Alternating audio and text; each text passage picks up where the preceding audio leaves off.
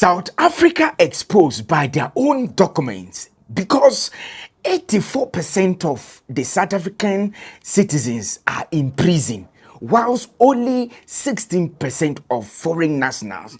Bring this because for me, I'm speaking from my own story. I always say this. This is for the third time, Mr. Herman, I've been speaking to you that I have a criminal record. Crime is not on the basis of your foreign nationals. Crime is a human problem across the globe. This has come to the limelight because South Africans are now feeling the heat. The heat is too much because over the past, a lot of companies have closed down, no passengers for their drivers, and then also they are not getting jobs. The white men against the black men in South Africa, they are not employing them. And now their prison officer, that's the correctional prison officer, simply in the documents of their prison office, it indicates that 84% of South Africans are in prison, whilst only foreign nationals being 16. South Africans used to say Nigerians has been the most criminal and notorious people in their country. That has not been the case. Nigerians are jubilating, other Africans are jubilating, including Ghana. Meanwhile, South African youth are not happy about the records. But records are records. It's never a lie. Neither have they fabricated it. It is in their books and in their prisons. Majority of them are their own people. Their own people. This is not a lie. So a lot of people have reacted to it. And then we have a couple of videos confirming the fact. And then also other African citizens reacting to this good news for them because they have been vindicated from all the troubles that South Africans used to accuse them. Let's listen to the rest of the reactions from other people. If you are new here, consider to subscribe, follow us on this page. Then we surely have the latest gist for you. No commit crime, they are sent. All the crime committed in South Africa are being committed by African nationals. They are being committed by Nigerians. Nigerians are the ones committing crime in South Africa. There is no South Africa committing crime. Nigerians are filled in their prison. Nigerians are selling powder. Nigerians are doing this. Black Africans are doing this. Black Africans are doing that and all of that. This is coming from the Minister of their Correctional Services. That is prison, Dr. Pifta. You understand what I'm saying? He said that 84% of inmates in South Africa are South African citizens, most especially black South Africans. 16% of them are foreign nationals. Foreign nationals consist of all the countries in the world. You understand? But let's just assume that they are black Africans. That is about 53 countries.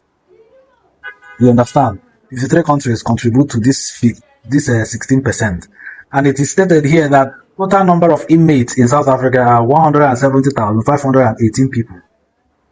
Foreign nationals are 27,880 people, 16%.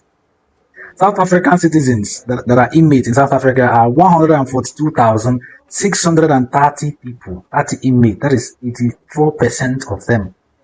But then again, the center who is ignorant, educated ignorant, and also educated illiterate will come on social media, will come on, go on interview, go to podcasts, shout Nigerians are doing this, foreigners are doing that. But she would never be concerned about, if you ask them, they will say, yes, we are prisoners in our country. One of them came to my life. He said, yes, after all, we are graping in our country. We are looting in our country. We are lazy in our country. We are robbing people in our country. We are doing car hijacking in our country. They justify it. Let me bring this because for me, I'm speaking from my own story. I always say this. This is for the third time, Mr. Herman, I've been speaking to you that I have a criminal record. Crime is not on the basis of your foreign nationals. Crime is a human problem across the globe. I've committed crime. South Africans are committing crime. They are killing people. So it is not okay to blame it on the foreign nationals. And before you pass, I just want to say this. It is important for South Africans to truly take responsibility and accountability for their lives, because the problem is that the government government has promised them, making promises that at the end of the day they are not delivering. They become dependent to this government. For instance, for myself, I write books, I go to schools, I go to speak to schools. They need to take ownership for their lives and stop blaming other people for their misfortune. If you look at the 370, I used to stay in Soweto, you will find them collecting the 370 from the government. They move from the post office queue, they go to the liquor seat queue. So there has to be a balance in the conversation where we talk about accountability and responsibility. There is no ending where we don't end up as the biggest loser as South Africa. If Nigeria decides to boycott South African products and South African businesses, we are screwed. The post that I made earlier is focusing on something that you're failing to understand. The profits that South Africa generates when businesses make a profit in Nigeria, some of that wealth comes to South Africa. That wealth comes into businesses' accounts. The government then taxes those businesses. The businesses engage in a compulsory CSI program. If you're in business in South Africa, you have to help the community. You have social programs that you run. You have CEDA, skills development. All of these are things that come from the profits. Investors invest in ShopRite, they invest in DSTV, they invest in Standard Bank with the idea that they're going to expand into the African markets. What you are doing is you're shutting the African markets from South Africa. You're saying you're severing the ties, and you're making us get sanctioned. I need you to understand that they're sanctioning us, meaning that even the government can intervene and decide they're going to make it difficult for MTN or South African businesses to operate in Nigeria, forcing the companies to sell to Nigerians, meaning whatever profits we were generating from that, forget the people that are working, even if it's all Nigerians. If it's all Nigerians, even better, because it pushes down the cost of labor. Meaning that there were more profits that were coming into South Africa coming from Nigeria. And those profits were taxed by the government. The people that are employed by ShopRite pay their taxes, and that's more tax that comes to the government. The tax that pays for your NSFAS. The tax that pays for Omabetu, the pension. People who have special needs. Isasa grant lenitola for inganzen. All of that is taxed. That it's money that gets taxed. Now, even if we are good, like South Africa, it means we've already severed that income stream. Africa is going to follow suit. So Africa is going to follow suit, right? Now, even worse, all of these other, remember, investors invested with the promise that we're going to grow into the African market. Businesses in South Africa are growing. We have a huge presence. South African businesses are very big all over Africa. You are cutting that out. You're saying an end to that. The billions that, if not trillions, that we were getting from a relationship with Africa, you are cutting it out. Now, all of the investment that is there, no investor is going to want to stay behind watching that happening. They're going to leave. Now, ShopRite doesn't have, I'm using ShopRite as an example, but Pick and Pay, all of these companies, I'm just using that as an example. That's what you're not seeing. The profit margins are going to drop drastically when this goes all over Africa. Something that you are sparking. These companies are going to completely crumble. It's not going to be about how well the local employees work here in South Africa. It has nothing to do with that. The investors, as they leave, remember, they have to pay from what they use, from their profits. When an investor says, I'm pulling out, and that investor says, I'm pulling out, and that investor says, I'm pulling out, you're going to crash the share price. That's the consequence of what you are trying to trigger. And this is not financial advice. I'm not a financial expert. But if you understand economics, if you have any slight I challenge anybody in economics to tell me that I'm wrong. I'm curious. Anybody, tell me that I'm wrong with what I'm saying. It's not about South African ShopRite. It's about, and I don't know why I keep using ShopRite, MTN. It's not about South African MTN. Right. It's about the whole group. The whole group. The crash of the group, it crashes the whole brand. Remember, they have a plan, 10-year plan, where they didn't factor this in. And that the investors are sold on whatever future plan it is. Now you're saying that plan has to be cancelled. What do you think happens with the investors? Publicly. Because these are publicly trading companies. Do you understand the consequence of what you are trying to trigger? But I doubt you do. But even if you do, I even doubt you care. Let me take this opportunity to indulge the xenophobes, the Afrophobes from KZN. The bloody xenophobes, the tribalists of note. Those who go around attacking people of the same skin, saying that they must go home. I want to indulge you, whether you like it or not. I'm a South African, fully, completely, and proudly so.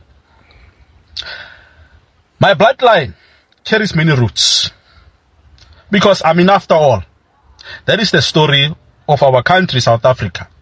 Our bloodline carries many roots. I will just give you 6 surnames, only 6 surnames. 3 from my father's side and 3 from my mother's side. Let me start. My father's side, Tomo, which is my real surname, Tomo. Ukambule ndaba ezitha Jozi Libovu. Libovu kazi lamadoda. That's my surname, Tomo. Then Sawhate. Sawhate is my grandmother surname, who's the mother of my father. Then Moloi. Moloi is the grandmother of my father. You know, who is the mother of my grandmother? Moloi. Tomo, which is my real surname, Sawhate, and Moloi. And don't ask me why don't I use my real surname. That's a story for another day. From my mother's side, Mhlanga, which I'm currently using, Mhlanga, which is the surname of my grandfather, the father of my mother. Baloi. Baloi is a surname of my grandmother, my maternal grandmother, the mother of my mother. And also Nkuna. Nkuna is also the surname related to the mother of my mother. I've given you 6. Father side, Tomo, Sawhate, Moloi. Mother side, Mhlanga, Baloi, Nkuna. I did not borrow these surnames or buy these surnames. These are my ancestors, my blood, my history. South Africa was never built by one tribe, one language, or one surname. South Africa is a country of intertwined bloodlines, cultures, and history. So when you question my identity, you bloody Zulus, understand this. I don't need permission to belong in this land of my ancestors. I know who I am. I know where I come from. And I stand proudly in my identity. You bloody xenophobes. South African says that Nigeria is their problem. Nigeria don't respect their law. I thought Nigerians were the biggest criminals in South Africa. And the South African prisons were full of Nigerians. Nigerians are the ones selling drugs in their country. But I'm going to prove it to you that Nigerians are innocent. They are just calling Nigerians. I keep getting messages from them that their prison is full of Nigerians. But I'll prove it to them that Nigeria is innocent. They are their own problem. South African Minister of Prison, Peter Grunewald, granted an interview. That place, he opened everything. He let South Africans know that they are lying, that they are just putting allegation on Nigeria and other nationals. South Africans are the one doing what is happening in their country. First of all, he says that the inmates, the prisoners they have, that 84% are South Africans, 16% are foreign nationals. So when you have 84% South Africans inside your prison and 16% foreign nationals, and you say that foreign nationals are the ones spoiling your country. So I'm going to leave South African inmates and talk about the 16%. Now the 16% becomes 100.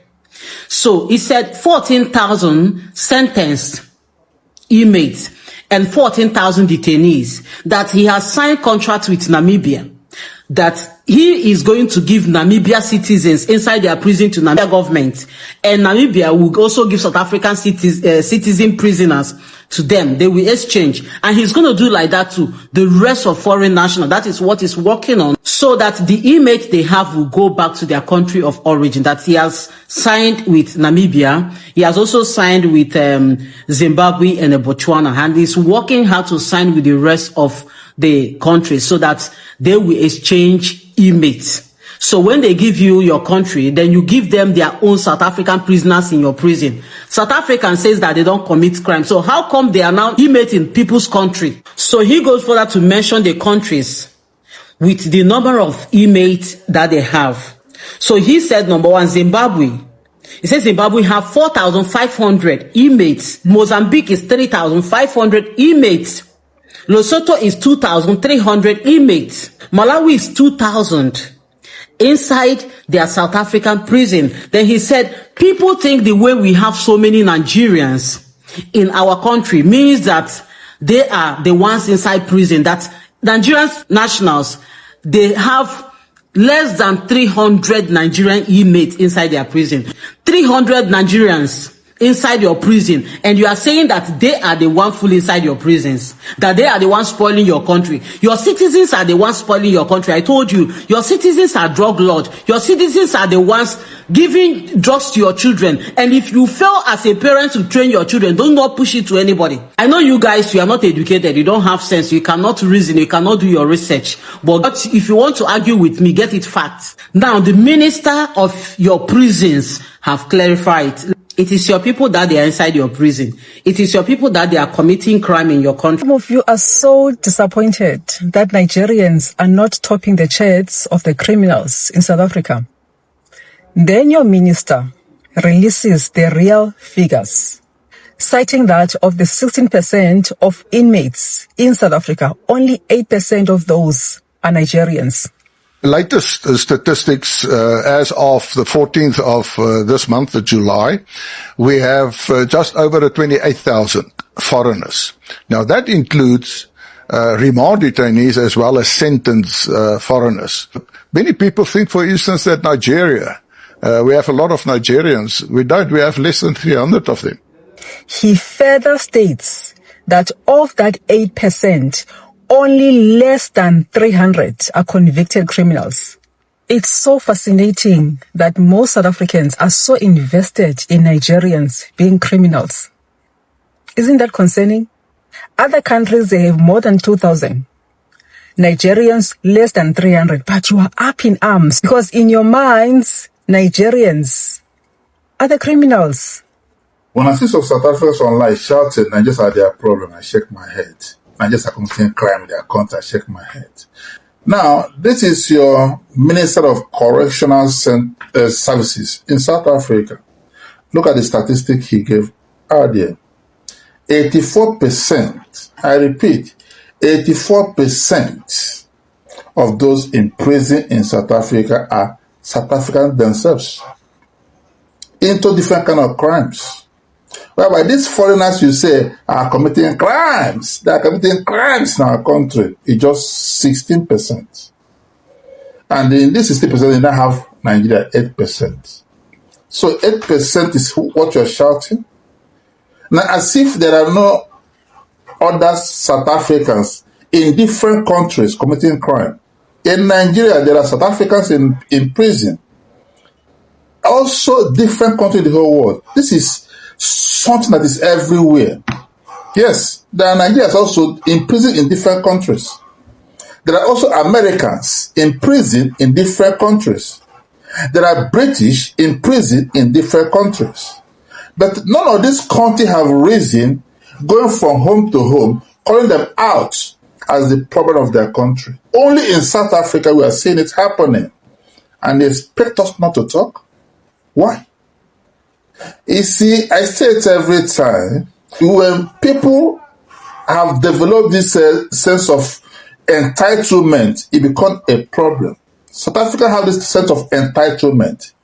Our government must give us food to eat, give us, hospital, give us medication when we're sick, give us this, give us that. It becomes so lazy that they cannot even hustle to put this together for yourself. Now look at the white side who are ready to work and put it together for themselves. They are progressive. You don't see them carrying placards walking around the road. We will have to push away blacks among us. If you're black, working very well, adding to the value of the country, you can live among them, no problem. Like in Nigeria, they live among us, contributing to the government through their tax, and nobody's pursuing them. There are South Africans living in Nigeria, contributing to the government through tax they pay. There are ones also, South Africans, undocumented in Nigeria. But I have not called them out. South Africa is a problem of Nigeria. No, you can't hear that. Only in South Africa. You see, the moment you guys realize that you are only isolating yourself, the better it is for you. Learn to deal with your Stockholm syndrome problem. Then you free yourself from this disease. I call it disease. It's a sickness. Nobody is encouraging undocumented immigrants anywhere. Nobody. Every government have the right to fish them out and send them back to their country, because that is work of the government. But no individual is allowed to put law into their hand. No individual. But that's what we are seeing in South Africa. When hooliganism and vigilantism takes over governance, the central government becomes irrelevant. And over time, they will lose their focus. Simple. Ladies and gentlemen, so these are the trickling information from South Africa.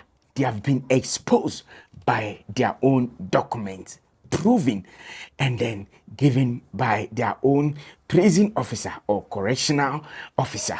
Well, leave a comment. What is your say? What is your thought? As Nigerians has been vindicated and the rest of the African countries or foreign nationals. Well, we live here to see what happened next. All right, see you. Love you. Hi, wonderful people. My name is Akuma Mama Zimbi, and I love to read and listen to GH Celebrating News. And that's it.